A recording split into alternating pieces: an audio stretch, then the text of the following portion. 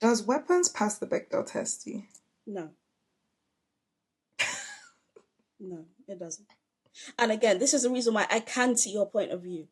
As much as I like this movie, it's still a movie written by a man and a white man at that. It's not very culturally aware, and it's definitely not, it doesn't care about gender at all. In fact, there's one part of this movie I truly hated. Do you know the part I'm Let's get talking into about? it.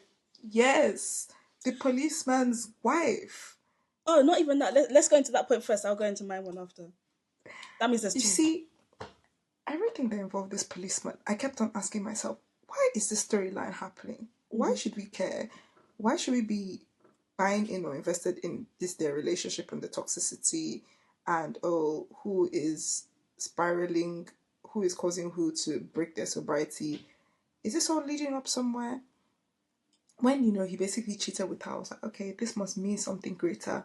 And then it all kind of climaxes with the wife who he had lied like a Nigerian man that he separated from, showing up from her work trip to come and try and smash a bottle on her head in a shop. And if I'm not mistaken, that's the only time in this movie the two women properly speak to each other, and it's because they're physically fighting over one of the worst male characters in the whole film. I was like, what the actual hell?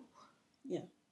Now, again, I think that particular scene, yes, I agree, it's a sign of misogyny, right? I think the reason why it exists, or at least what the director would say, is that we need to understand that, again, she's another unlikable character in this movie. And also, we need to understand that Paul is cheating. We need to understand that Justine is like spiraling. And, even though she's basically being threatened with death here, she's still going to keep doing her mess. I think it's just to add to the chaos. But again, did we need that? No. A cheating or disloyalty storyline can be well done, can be interesting. I have no problem with it. But what was not cliche about the way they wrote this out? No. Nothing. Everything about it was like Nothing. standard man cheats, wife comes to come and Yeah. run down the side chick. Yeah. Okay, I agree. I I guess. agree.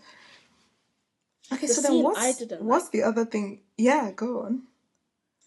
is when Archer goes to the family and there's a wife that answers the door, and Archer asks, "Can I see your security cam footage?" She clearly says, "No, I don't feel comfortable with that. Could you go away?" This man decides to hide out in the front and wait for the father to come home.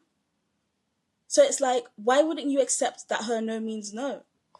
Why are you waiting until her husband comes home as if he's a greater authority here? Now let me defend Zach real quick after all the slander I've had for him. Mm. I think that's important to tell you what Archer is and what he represents. Like you said, he Mm. has a military background. He's some kind of machismo guy. There's a reason he sees that gigantic, almost phallic gun above the house in his dream. Yeah.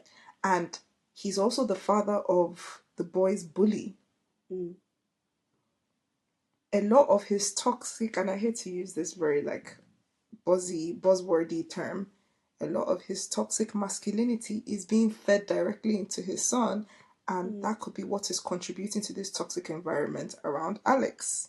Mm. And so they want to really, really drill it home that this man is has issues with toxic masculinity. And when a woman says Mm. something, he's just like, okay, heard you, where's your Literally. husband? And that is there to demonstrate that to you very clearly. Yeah.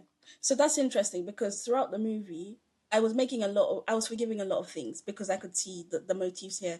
But that particular scene didn't land well for me at all. I was Mm, really angry when I saw that scene. that's so interesting. Another gender related topic here is Aunt Gladys and the depiction of Aunt Gladys and what she represents.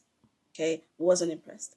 We don't need yet another old, quote unquote, unattractive or past her prime woman representing evil in society. Old women are not the evil in society. Please stop. Let me tell you why I. So before this movie came out, I had seen so many pictures and images of her, and everybody talking about how frightening it was and how cool the design of her was. And I know lots of people are going to dress up as her for Halloween and stuff Yep. like that. I get it, right? But all I could think about was how the exact concept of her character and design of her character is almost identical to this Lee Daniels Netflix movie that came out, I think, last year called The Deliverance, starring Glenn Close. where there's a crazy scene where she's possessed and she looks exactly like Aunt Gladys. And she says to her little black granddaughter that I can smell your nappy. Oh my god. Wow. It's a very crazy movie. And mind you, the same character, the Daniel said that every black community has a white woman like that, and she's a part of the community, and we embrace her. Anyway, Okay. that's a separate segue. But the point is, I have seen that exact crone like demonic character in a horror movie recently, and it was played by Glenn Close. So honestly, more legendarily done. So I wasn't gagging over it. Like I was just like, okay, so an old woman who maybe has had some garish work done on her face and does garish makeup and wears brightly colored wigs. So frightening. I'm like, okay, we've seen it before. What else do you have to say? I think this exact same story, right? And this exact same character, directed by a woman, would hit slightly differently because she would maybe go a bit more into what does it mean to become that as an older woman. Whereas here she's just used as a shock factor tool, in my opinion. And But in like, terms of the visual parts, not in terms of what she thematically represents, which, like you said, is it can be read as covered up abuse in the home. I just don't care for this idea that the ultimate parasite, if you like, in this society is a woman's desire for youth. It's not a woman's desire for youth that is leading to school shooting. It is not a woman's desire for youth that is leading to the ridiculous levels of child abuse that exist around the world. Please, like, that's the single thing I hate the most about the movie. I have to let it go in order to benefit from the other themes going on here, but I totally agree with you. I don't care for it at all. I don't think this movie cares about gender at all. It's quite disrespectful, actually.